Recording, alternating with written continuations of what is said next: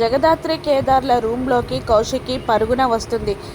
జగదాత్రి, కేదార్ అంటూ అరుస్తూ వస్తుంది కౌశికి. ఏమైందక్క అని అడగగానే పిన్ని పిన్ని అంటూ ఉంటుంది కౌశికి.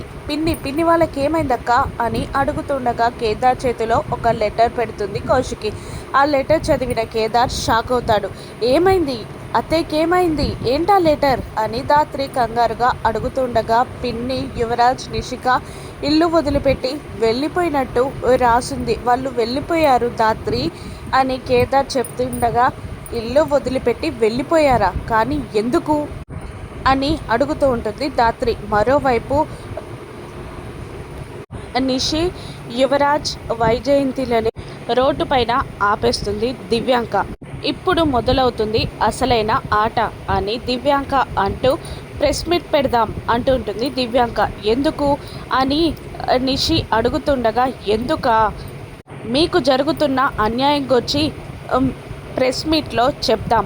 కంపెనీలో మీకు ఫేవర్గా ఉన్న కొంతమందితో ధర్నాలు, గొడవలు చేపించి ఆ కౌశికిని గద్దె దించేద్దాం అని దివ్యాంక ప్లాన్ చెప్పగానే వైజయంతి, నిషి, యువరాజ్ ఆశపడతారు. దివ్యాంక చెప్పిన ప్లాన్ ప్రకారమే కౌశికిని గద్దె దించాలి అనుకుంటారు. ప్రెస్ మీట్ పెడతాడు. ప్రెస్ మీట్లో నిషి, యువరాజ్, వైజయంతి మాట్లాడుతూ ఉండగా ఆ ప్రెస్ మీట్ని సుధాకర్, కౌశికి చూసి షాక్ అవుతారు. ఆ ప్రెస్ మీట్ ఆపడానికి జగదాత్రి, కేదార్, కౌశికి బయటికి వెళ్తారు. కౌశికి ఇలా అంటూ ఉంటుంది, ఎలాగైనా ఆ ప్రెస్ మీట్ ఆపాలి ధాత్రి, లేదంటే కంపెనీలో గొడవలు మొదలవుతాయి అని అంటూ ఉంటుంది కౌశికి. ఆలోచిస్తూ ఉంటుంది ధాత్రి.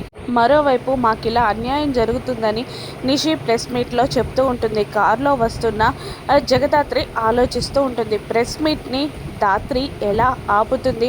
కౌశికిని గద్దె దించాలి అన్న దివ్యాంక ఐడియా ఫలిస్తుందా, లేదంటే ధాత్రి తిప్పికొడుతుందా? రాను ఎపిసోడ్స్లో చూద్దాం. Thank you for watching.